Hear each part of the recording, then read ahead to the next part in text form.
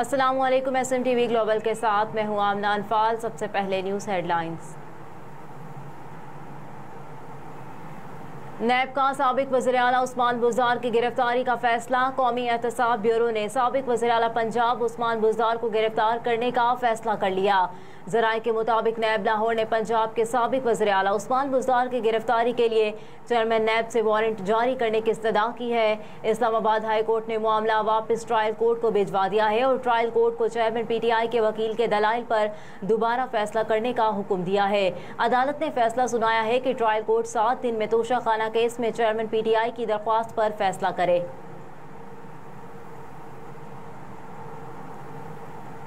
चीन की मदद से अफगानिस्तान से खाम तेल की पैदावार शुरू हो गई। तालिबान हुकूमत ने चीन की मदद से शुमाली अफगानिस्तान की ऑयल फील्ड से खाम तेल निकालने का काम शुरू कर दिया। तुर्क खबर रसां इदारे के मुताबिक अफगान वजीर बराए मादनियात और पेट्रोलियम शहाबुद्दीन दिलावर ने चीनी कंपनी के अहदेदारों के हमरा ऑयल फील्ड का इफ्तिताह किया। चीनी कंपनी के ताउन से सूबा सरपल की कशकरी ऑयल फील्ड से तेल निकालने का आगाज हो गया।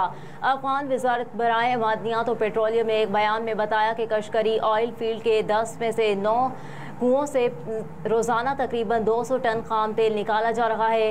हुकाम को उम्मीद है कि तेल की ये पैदावार आइंदा दिनों में 1000 टन यौमिया तक जा सकती है।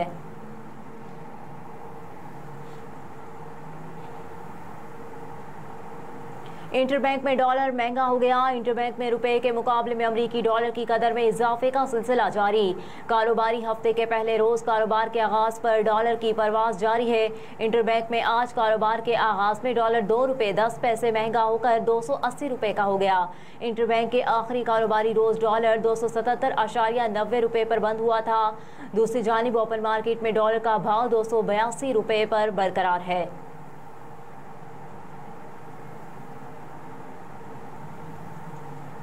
9 मई वाक़े पर रियासत को इंसाफ नहीं मिला तो नवाज शरीफ को कौन देगा। एक बयान में वफाकी वजीर मियाँ जावेद लतीफ़ ने कहा कि फौजी तंसीबात पर हमला आवर होने वाले आज़ाद हैं। धरती माँ को इंसाफ नहीं मिल रहा। 9 मई जलाओ गिराव और तोड़ फोड़ में मुलविस एक और अहम शरपसंद गिरफ्तार कर लिया गया है। उन्होंने कहा कि अदलिया को नवाज शरीफ की नाअहली के लिए इस्तेमाल किया गया। इस हवाले से इंक्वायरी करके जिम्मेदारों को कानून के कटहरे में लाना चाहिए। इदारों को खुद एहतसाबी करना होगी।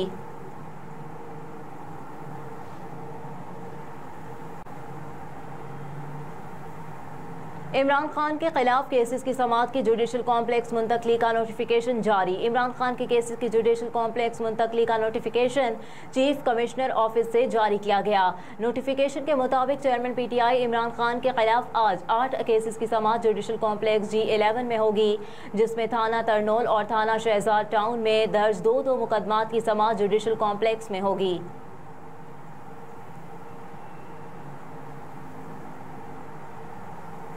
वाटर बोर्ड टैंकर माफिया के आगे बेबस। पानी चोरी के खिलाफ रेंजर से मदद मांग ली। शहर कायद के इलाके जंजाल गोट में वाटर बोर्ड ने पानी चोरों के खिलाफ ऑपरेशन के लिए रेंजर से मदद मांग ली। Water board anti theft cell के सरबराह ताबिश रजा ने इल्जाम लगाया कि साइड सुपर हाईवे और गुलशन मेहमार थाने हाई चोरी के साथ मिले हुए हैं।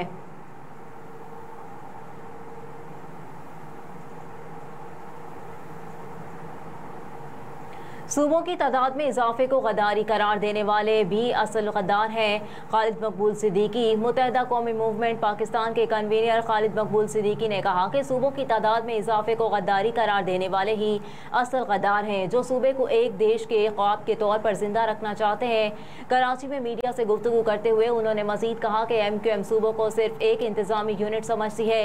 धरती माँ सिर्फ पाकिस्तान है। MQM के सरबराह ने कहा कि अवाम की ज़रूरत और आबादी के तनासुब से सूबों की तादाद में इजाफा ही असल हुब्बुल वतनी है। उन्होंने कहा कि 5% के मैंडेट से कोई शहर का मालिक नहीं बन सकता। जिसके पास 50 साल से कराची का मैंडेट नहीं था, उसे कराची दे दिया गया। पीपल्स पार्टी का मेयर अवाम का नुमाइंदा नहीं है।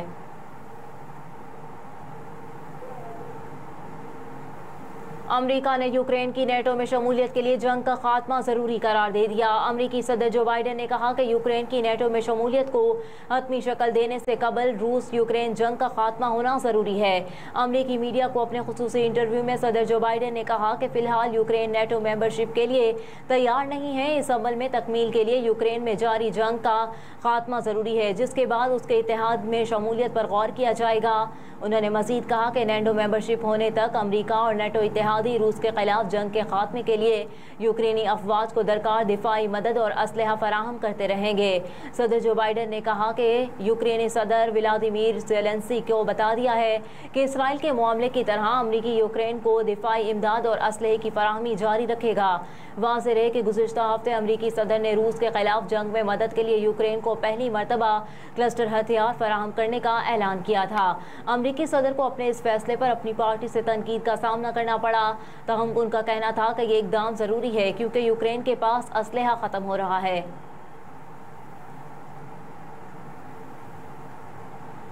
भारत से आने वाला सैलाबी रेला शकरगढ़ के सरहदी गांव में दाखिल हो गया।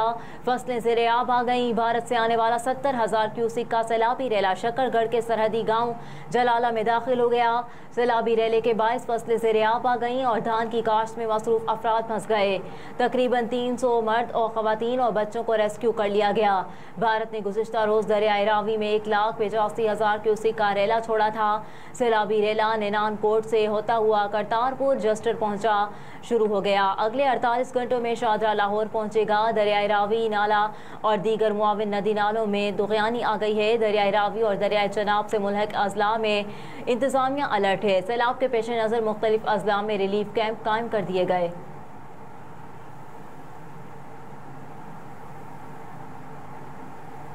और फास्ट बॉलर एहसान आदिल और ऑलराउंडर हमाद आजम का रिटायरमेंट का ऐलान। पाकिस्तान क्रिकेट टीम के ऑलराउंडर हमाद आजम और फास्ट बॉलर एहसान आदिल ने रिटायरमेंट का ऐलान कर दिया।